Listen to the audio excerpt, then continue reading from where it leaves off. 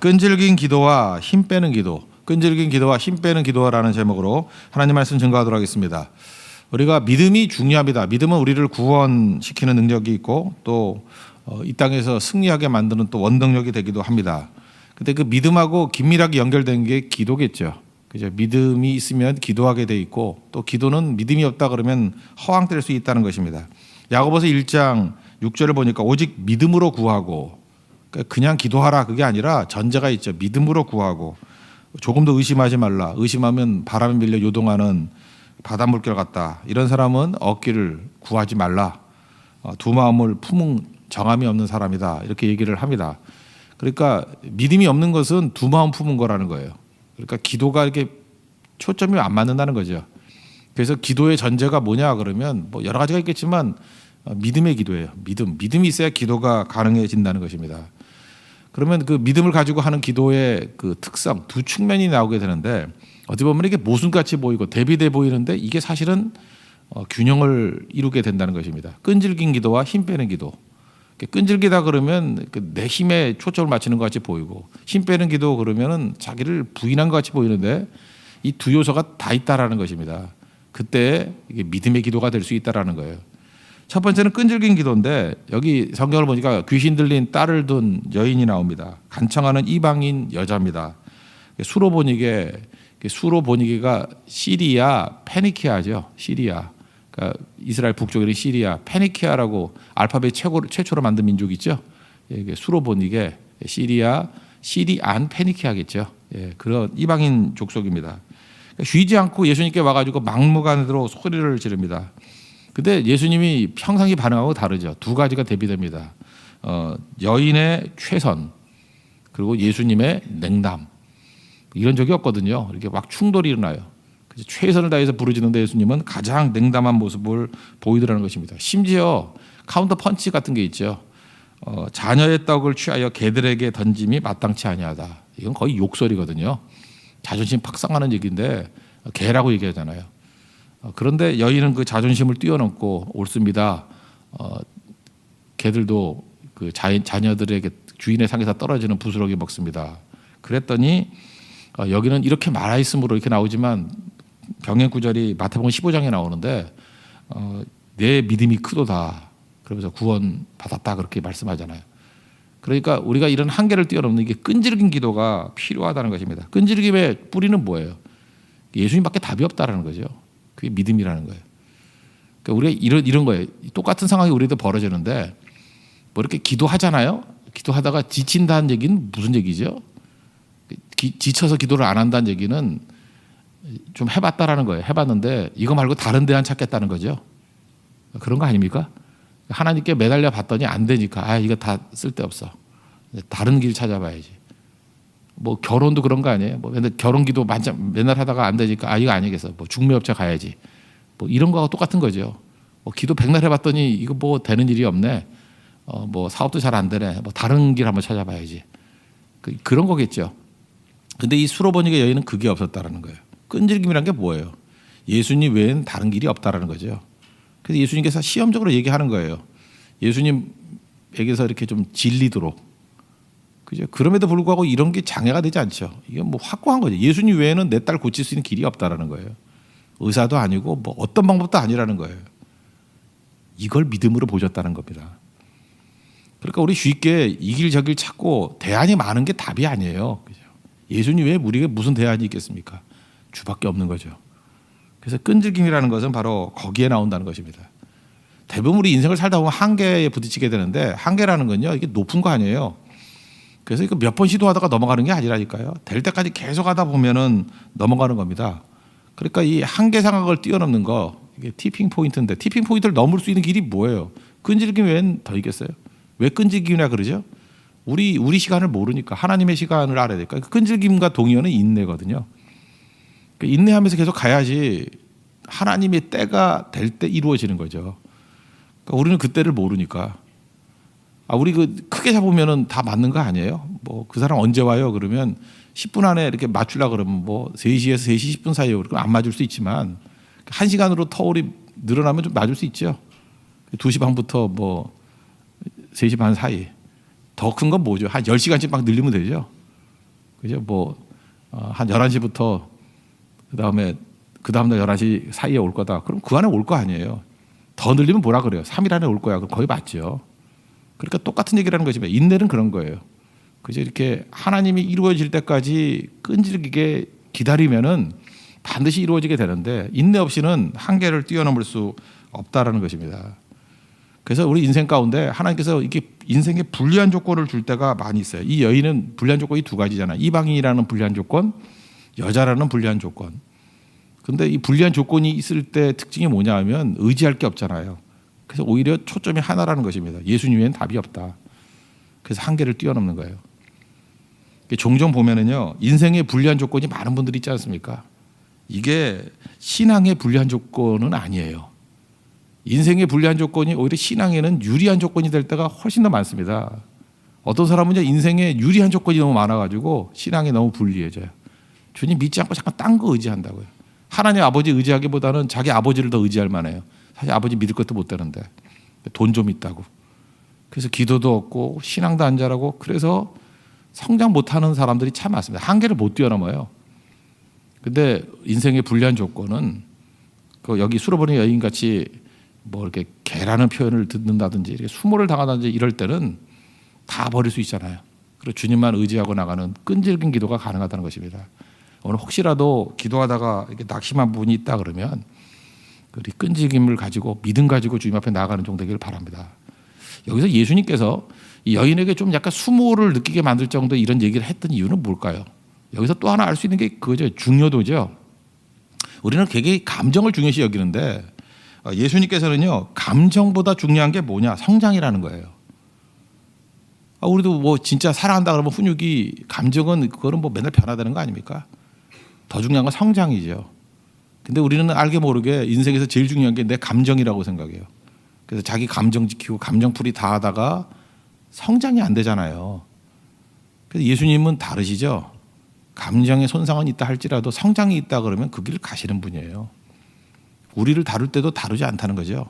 그래서 예수님 잘 믿으면요, 감정이 상할 때가 많아요. 신앙생활 하면서 이렇게 봉사할 때도 보면 감정이 상할 때가 많아요. 그런데 지나놓고 보면요, 감정이 상해가지고 손해보는 적이 없어요. 그걸 통해서 성장이 일어나요. 여러분들 혹시라도 감정이 상한다 그러면 좋게 생각하십시오. 이게 내 성장을 가로막고 있었는데 이 감정이 깨지는 걸 통해서 하나님 나를 성장시켜 주시는구나. 그게 끈질긴 기도라는 거예요. 우리 끈질김의 기도를 통해서 성장할 수 있는 하나님의 거룩한 백성 되기를 바랍니다. 두 번째는 또 상반된 개념인데요. 힘 빼는 기도가 꼭 필요하다는 것입니다. 자신의 힘 빼기를 하나님께서는 원하신다는 거예요. 또 다른 말로 하면 자기를 부인하는 거죠. 누가복음 9장 23절 보니까 예수님 따라오고자 하는 제자들의 조건이 뭐죠? 자기를 부인하고 날마다 제 십자가를 지고 나를 따르라 이렇게 말씀합니다. 자기 부인, 이게 힘 빼기죠. 여기 보면은 그 여인에게 힘 빼는 거 아니에요? 힘 빠지는 얘기 하잖아요, 그죠? 내 힘으로 안 된다. 그래서 개 얘기도 하고 이건 끈질김도 되는 거지만 자기 자신의 힘을 가지고 다 빼버리는 거예요. 아무것도 의지할 것 없는 거라는 거. 그래서 주님 앞에 나아갈 때 또 해야 될 일이 뭐냐? 자아가 깨지는 거, 힘 빼지는 거 꼭 해야 된다는 것입니다. 제가 이렇게 한동안 붓굿이 되게 좋아했던 적이 있었어요. 쓰지는 잘 못하지만 이렇게 붓굿이 보면서 이게 무슨 채냐. 그리고 진짜 여러 작품들을 보니까 힘이 느껴지더라고요. 우리나라에서 제가 제일 좋아했던 분이 죽봉이에요. 죽봉 황성현 선생님이라고. 죽봉. 제가 이전교회에 있을 때 이 설교를 몇 번 했어요. 했더니 세상이 참 좁죠. 죽봉 선생의 손자가 교회를 다녔어요. 그래서 저한테 죽봉 서집이라 그러죠. 서집을 쭉 갖다 줬는데 너무 커가지고 갖고 다니. 이번에도 이사 갈 때 버릴까 말까 하다가 버릴 수는 없죠. 너무 귀중한 거예요. 너무 무거워요. 책을 이렇게 만들어놨는데, 근데 볼 때마다 힘이 느껴져요. 믿는 분이기 때문에 또 믿는 말씀도 있고 한데 너무 좋은 것 같아요. 이분이 글을 잘 쓰니까요. 이게 붓굿이 대가가 되니까 이제 굉장히 그분이 전성기 때가 2000년대 초예요. 그때는 이거 하나 얻으려고 엄청나게 사람들이 노력했을 때였는데 이제 기자들이 와가지고 물었습니다. 죽봉 선생님 어떻게 하면 그렇게 붓굿을 잘 쓸 수 있습니까? 원래 대가들의 대답이 너무 단순하잖아요. 힘 빼면 됩니다. 그러면 기자가 그래서 힘 빼면 됩니까? 그러고 그냥 기사 쓰면 되는데 그 다음 물으면 안 돼요. 물으면 또 여기 같이 개들도 주인의 밥상 이런 소리 듣는다고. 그래서 이 기자가 그랬대요. 저도 힘 빼면 선생님 같이 쓸 수 있습니까? 그랬더니 짝 째려보더니만 나는 힘 빼는데 40년 걸렸다고. 그게 무슨 얘기인지 알겠죠. 세상에서 제일 힘든 게 힘 주는 게 아니고 힘 빼는 거예요. 그죠? 힘 주는 거 누가 못해요. 힘 주는 건 긴장해도 힘이 들어가고요. 두려워해도 힘이 들어가요. 근데 긴장할 상황, 두려워할 상황에서 힘을 뺄 수 있다라는 거, 이게 능력이에요. 우리 힘 뺀다는 게 뭐죠? 일종의 신뢰죠. 제가 어제도 이렇게 우리 집 강아지하고 좀 놀았는데, 강아지가 정말 상대적인 기쁨이 있어요. 그동안 엄마를 좋아했는데 엄마를 싫어하고 저를 좋아하고. 뭐 우리 딸들은 인간 취급도 안 해요, 그냥. 그러니까 집안에서 제가 존귀와 영광과 찬송을 홀로 받으니까 또 그게 또 묘한 또 재미가 있더라고요.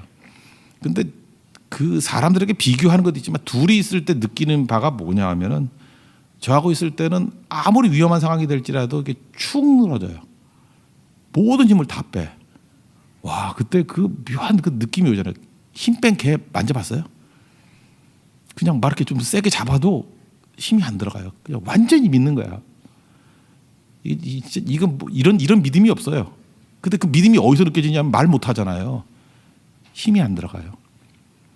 그래서 제가 한 수 배웠거든요. 하나님 앞에서 나도 아무리 어려움과 난관이 있다 할지라도 이 개 같은 모습이 돼야지. 그죠? 주님 철저히 신뢰하면 힘이 안 들어가요. 긴장이 없고 두려움이 없고 철저히 맡기는 거거든요. 근데 그때 능력이 나타나는 거죠. 디모데후서 1장 7절 다 아시잖아요. 하나님께서 우리에게 주시는 마음이 두려워하는 마음 아니다. 두려워하는 마음 마귀가 주는 거거든요. 대신에 뭐가 있죠? 능력과 사랑과 절제하는 마음이다. 이게 반대 얘기니까, 두려워하는 마음에 사로잡히면은 일단 능력이 안 생겨요. 두려워하는 마음에 사로잡히면 사랑이 안 된다니까요. 그 두려워하는 마음이 생기면 절제가 안 돼요, 절제가. 그러니까 어떤 사람이 뭐 이래요. 막 능력도 없고 사랑도 없고 막 소리 질러대면서 펄펄 뛰어요. 막 분노하고 그래요. 그럼 뭐가 없는 거죠? 그 두려워하고 있는 거거든요. 그게 믿음이 없는 거예요. 믿음이. 하나님의 철저한 믿음이 있으면 절대로 두려워하지 않고 긴장하지 않고 맡기는 부분이 있다는 것입니다. 예수님 그러잖아요. 두려워하지 말라는 말씀하고 대응되는 게 뭐예요? 수고하고 무거운 짐진 자들아 다 내게로 오라. 내가 너희를 쉬게 하리라. 힘 빼라는 거죠.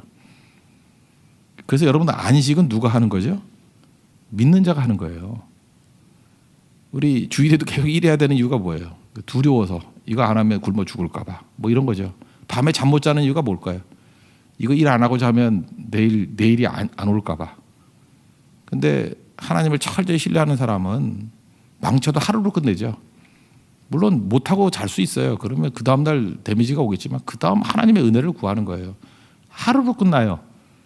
근데 이게 몸에 밴 사람이 있죠. 낮밤이 바뀌어가지고 뭐 몇 년을 살고 맨날 불면증에 걸렸다 그러고, 그 얘기는 나 정말로 믿음 없는 사람입니다. 그 얘기가 똑같은 얘기죠. 하나님께 맡기질 못하는 거예요. 자기 믿는 거예요. 자기 믿을 것도 안 되는. 우리 그 불면증에 걸리고 부들부들 떠는 사람들 보면 얼마나 약해 보여요.